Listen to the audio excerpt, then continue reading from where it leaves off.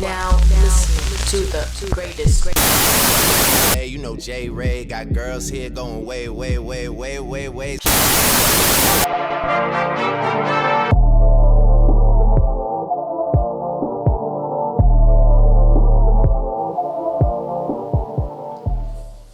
All right, y'all. If y'all hear anything, we got the garage door open today, man. It's kind of hot. So today's episode, or this episode of Real Talk Radio, we have a special guest. We have Miss Lacretia White, an aspiring author here in Atlanta, Georgia. Did not know that. And I'm gonna let you tell more about you, because you could be more than a brand of just an author, just a writer and all that. So I'll let you introduce yourself to the people a little bit more.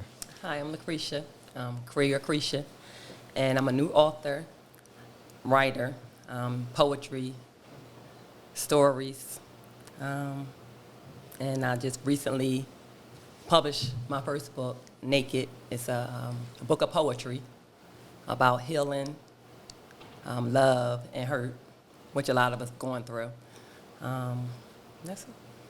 Is that it? So today we're gonna take a deep dive into Naked, her new book. I didn't know it was that recent too, that you just published it. What, March 25th? Yes. That was like what, 2 months ago? Yes. That's crazy, and it already sold out. So, but I'm pretty sure you have more in the stock that you're coming out with. So yeah. I just got a new stock in today. Yeah. So today we're gonna talk about why you should get this book, because it really is a good book. Actually, I used to be a poet myself back in. It was like elementary school, but I've always been a writer. So even when I went to college, I didn't do poetry, but I did journalism school, and it kind of inspired me to go back into poetry and stuff like that. You should. I'm about to, and lock in with you on that. But I want to know what made you want to create, write, and publish a book, and can you tell people a little bit about what the book entails? Okay. So the book entails my life, some of my life, relationship-wise. Love, I've been through love, hurt, healing, which I'm healing now, until the right person comes along. And I wrote it's for self-expression. Okay. And what made you want to finally publish it? Because, well, I'll ask that later, because that's one of the extra questions. But I know you gave a brief explanation in the preface. But could you explain to the listeners and the viewers who aren't familiar with your book why you chose the title Naked?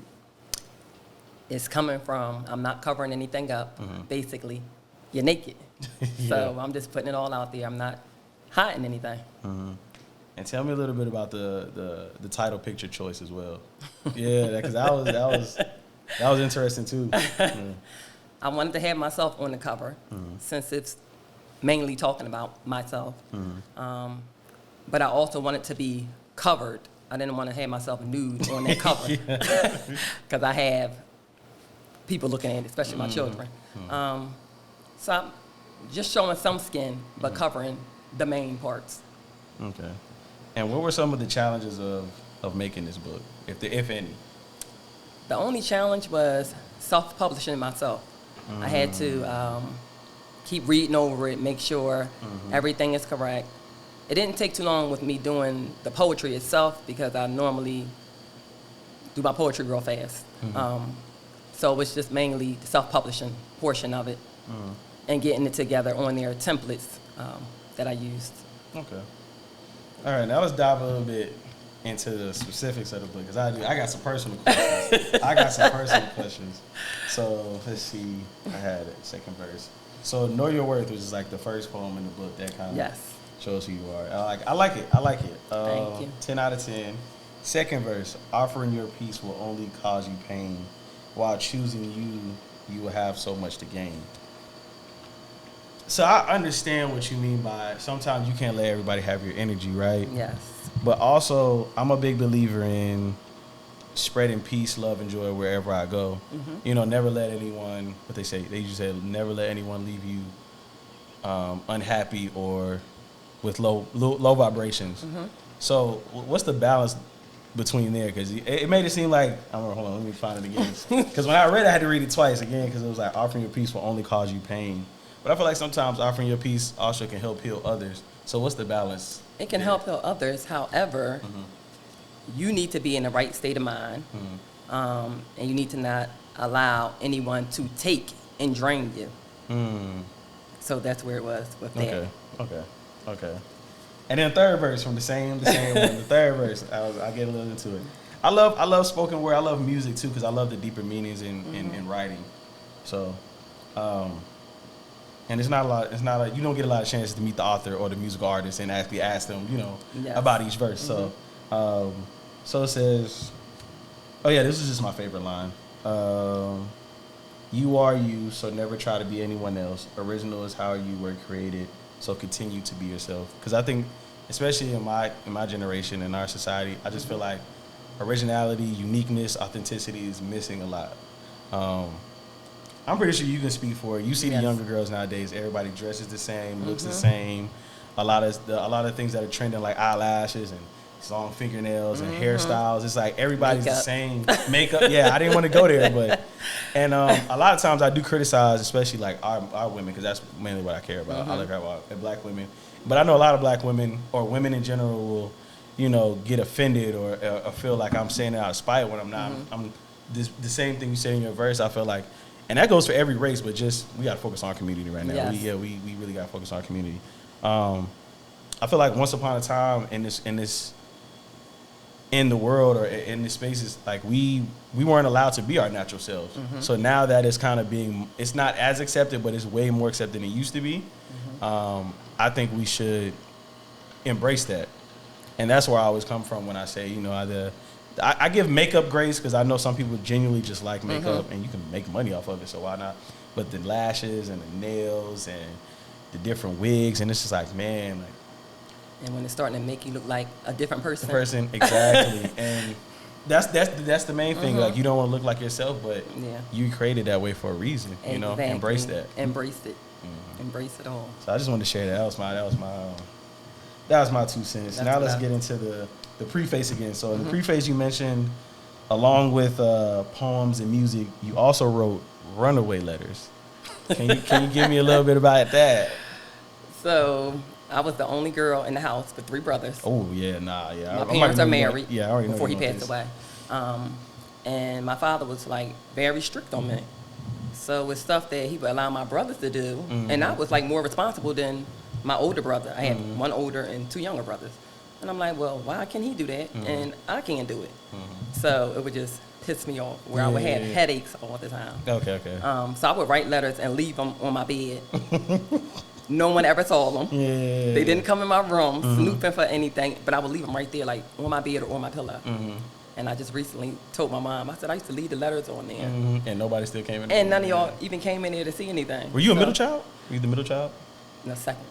Yeah. Okay. So I know you're the middle child. You don't care about the middle child. So I was trying to investigate there. But they were just trying to protect me. Okay. I realized that after I got out of high school, and I thank my father and my mother for being the way they were. Right, yeah. Because I could have been out there like a lot of people I grew up with. I used to think the same thing. My dad was definitely strict on me. I used to think a lot of times he hindered me. Like, that's why I was going to the concert today, because I've never been to a concert other than, I think my first concert was last year. And I was like, dang, this is what I'm missing out on?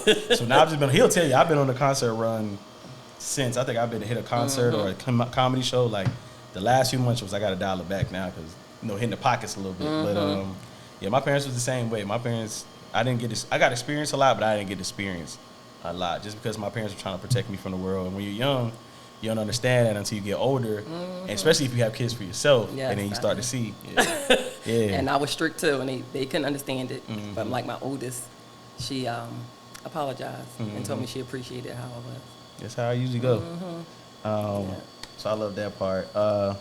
I just want to make sure that wasn't nothing serious going on. No. Yeah, I was like, runaway. No. Just being a little rebellious and sneaking and doing stuff. As we all do. That's the teenage thing to do. All right. Also in the preface, you mentioned how you wrote a lot of stories, poems, letters, and music. You just said it though, but you never shared any of your pieces, or your parents never came across it. They never knew that I loved to write. So why didn't you share? And then that's interesting because I think we're going to tell later is that your dad actually wrote. Your dad was a music artist. He was a writer. My brother's everything. Yeah, okay. So why didn't you share your pieces back then, and what made you choose to share them now? Well, I was shy all the way up through adulthood. So I'm just like, let me just step out and be what I'm supposed to be. So I was shy. So a lot of people didn't know. A few of my friends knew. Maybe my cousins knew. But I never shared it with people. Okay. All right. See if we get into nitty-gritty. Something like a drug. First poem. I forgot. Yeah. Okay, so that was the first poem. 'Cause I since remember seeing that in the preface. Okay. And that's what made you get out of writer's block. That's what made you get out of writer's block. Can you give us the backstory behind that piece? So, I don't do drugs. Never did drugs. But sometimes I feel people that you surround yourself with or be in a relationship with can be like a drug. Like, for myself, in a relationship, I knew I should have been out of the relationship, but some reason I was still in it for years, like too many years. So I compared it to a drug, where it's hard for some addicts to kick whatever drug they're on for whatever reason. So that's where that came from. Okay. So I just compared it to different ways of taking drugs. So that's how I flipped it. Okay. Beautiful poem, by the way. I like that Thank one you. too. Still the first one, though. I love the first one. The very first one you started off with, Know Your Worth. Who was Little Lost Flower about? Because I felt like you was telling it from a third person view. So I didn't know if it was about you or your daughter or someone like younger or maybe as a friend. Well, that one my father wrote. Oh. So a few of the poems that have a dove at the end of them are poems that I incorporated into my book that my father wrote. Okay. He didn't get to publish a lot of his works. So I looked through a whole bunch of poems to see what would coincide with my poems, my book. So when you read it, who did you think it was about? Your mom? My mom. I thought it was about my mom. I thought a Okay. lot of his poems about my mom. But who knows? Yeah. Okay. I'll wait. Was that you as well? Or was that him as well? That was mine. That was yours? I'll wait. Talking about I'm going to wait for the man that's for me. Okay. Like I'm not going to keep on jumping in and out of different relationships. And I feel that when that one comes, I'll really know. And I'll be able to feel it. Okay. So that was that one. And then after reading Are You the One and To Be Continued, but you already answered that. You literally answered that in the beginning. You said, you still waiting. Because I was going to ask you, I was like, I read both of those. I was like, okay, so she found someone. But she didn't. Okay, so I was like, okay. But yeah, I got that feeling. But of all the experience,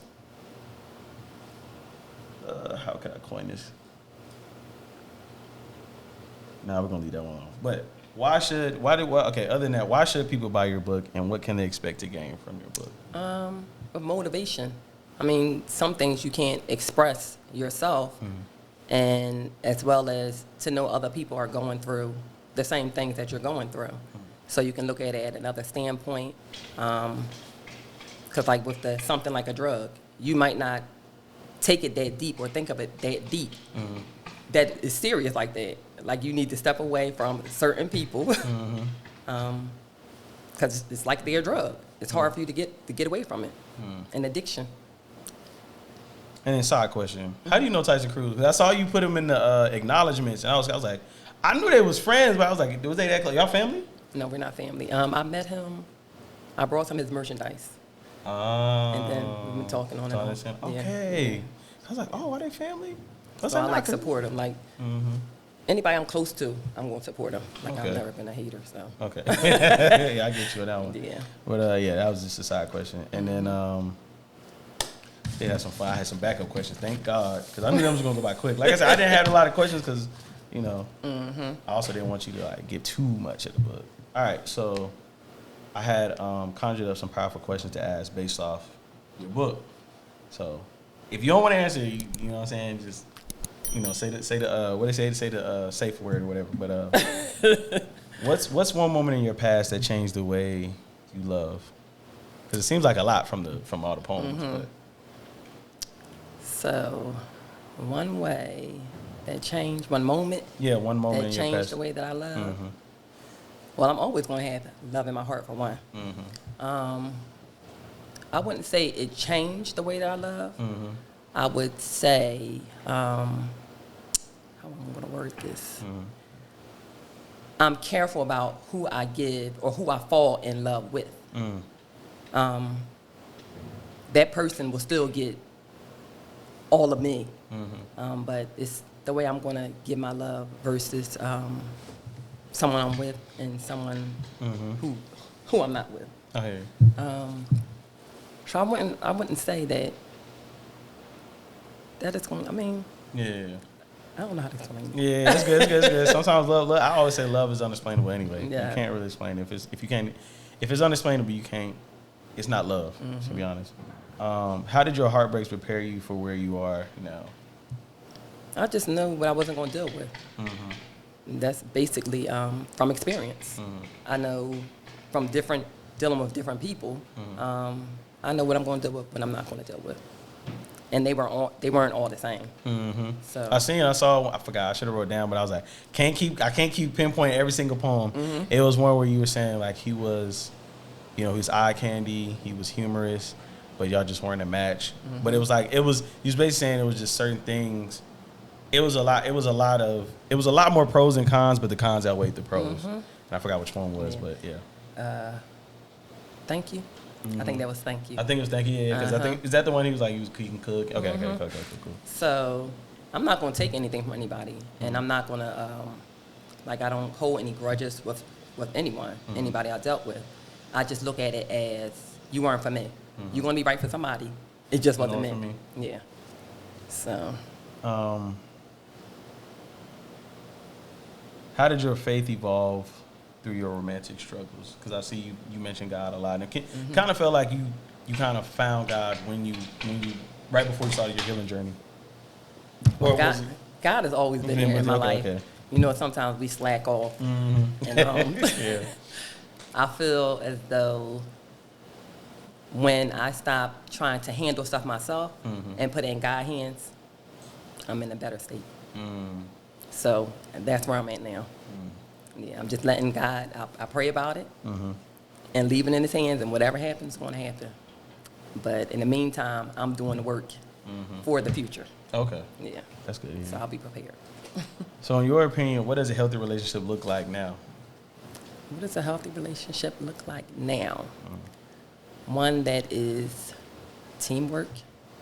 One where we're not just thinking about self. One where it's unconditional love. Like you're not going to put no conditions on it. One that's forgiving. One that takes time. We can grow together, build together. Yeah. Okay. Do you believe you can truly heal while still holding on to love for someone? In the past?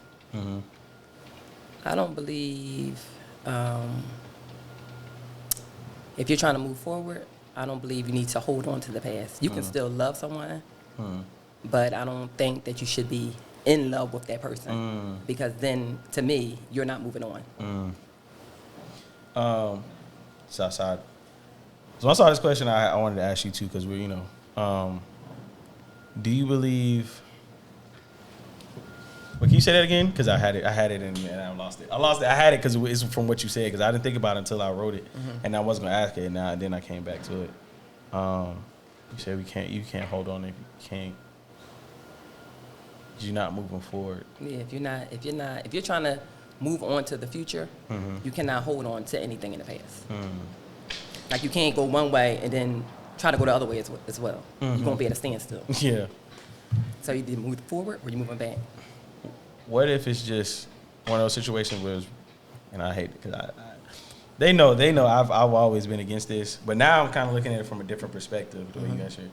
What if it was right person, wrong timing? Then do you still hold on, or do you just walk away and just let it be? And if it's meant to be, it come back, I guess. If it's meant to be, it'll come back. Yeah. But I wouldn't stand there in that position. Continue to work on yourself, and if it's meant, it'll come back. Maybe you've grown some, they've grown some, but a lot of times it doesn't work like that. It's a reason that you left, so keep it moving. Yeah, I got you. And what's something you wish more men understood about a woman healing? About a woman too? Healing. It takes time. You can't put a time frame on someone's healing, whether it's a woman or a man.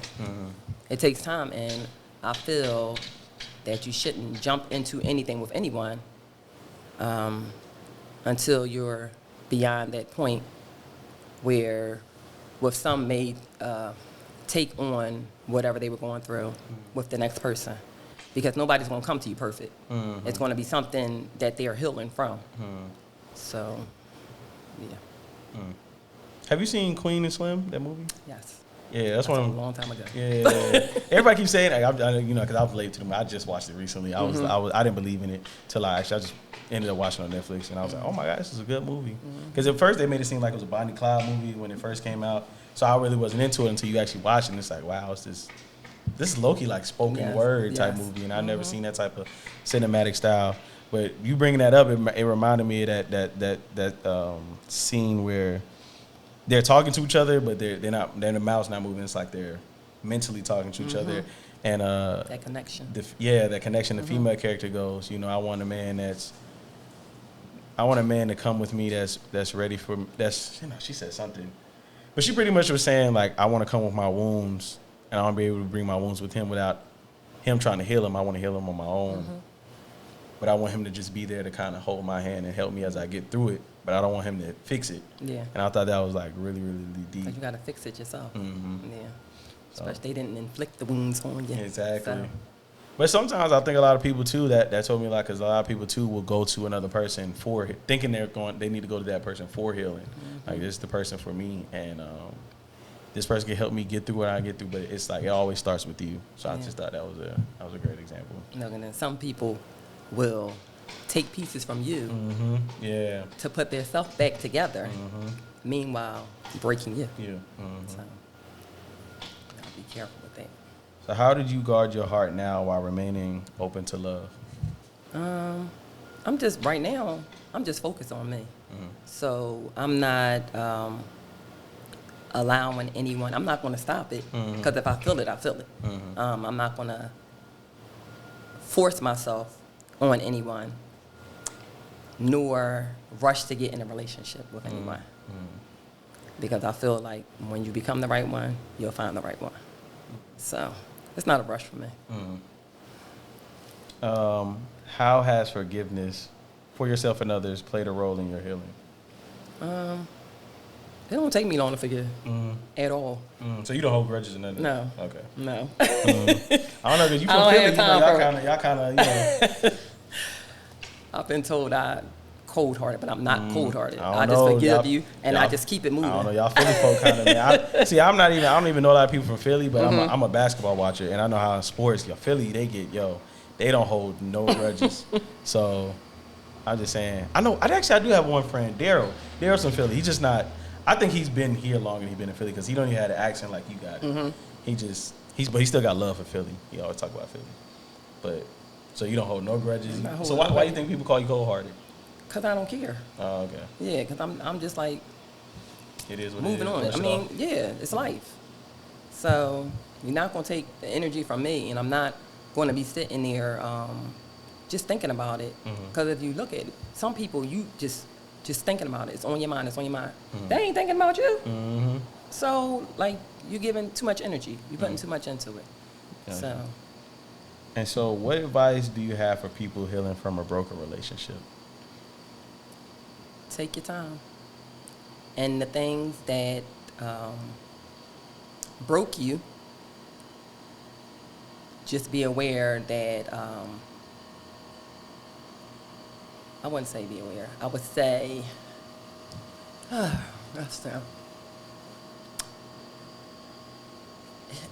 take your time and heal.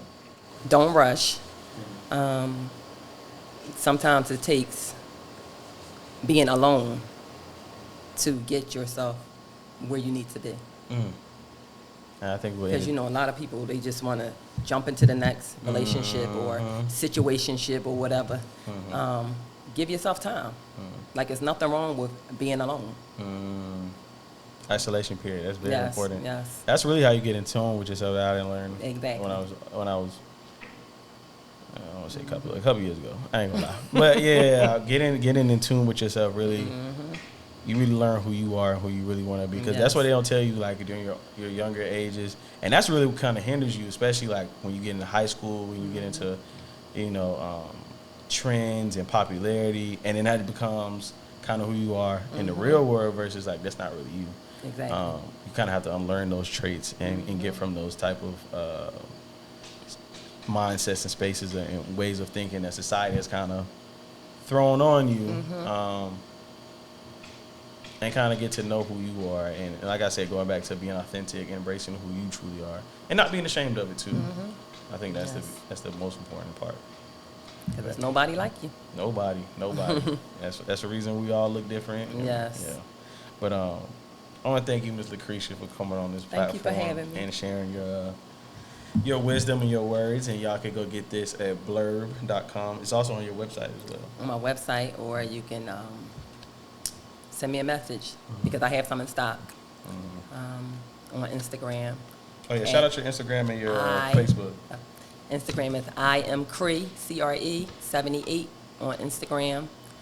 I am Cretia, CRETIA on TikTok, and Lacretia White on Facebook. That's LACRETIA WHITE. Okay.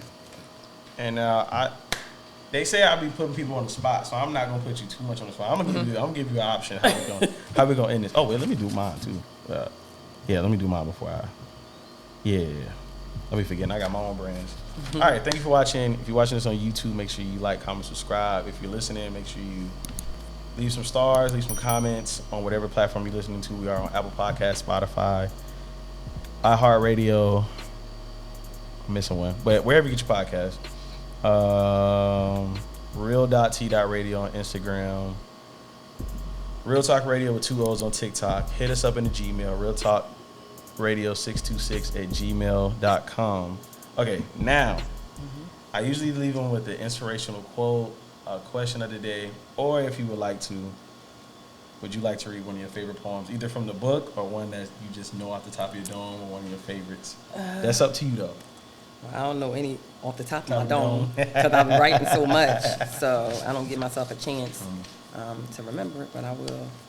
Oh, and she also has a journal coming out as well, so y'all look out for that. But definitely get naked first. Awesome poem book. My second poem book in the last 5 years. I might need to get back into it. Yeah. Let's see. I can read one that I just wrote. Let's see.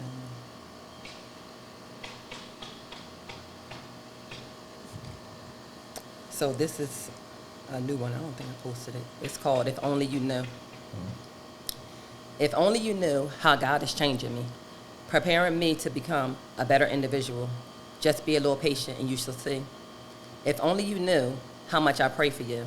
I need you completely covered, untouched by any ill will, trying to get through. If only you knew the many advances I have declined, so I wouldn't waste anyone's time while patiently waiting on what God assigned to be mine. If only you knew that my heart has completely healed, no baggage to bring along. My past is closed and sealed. If only you knew that what you prayed for, God said, there she is, no need to search anymore.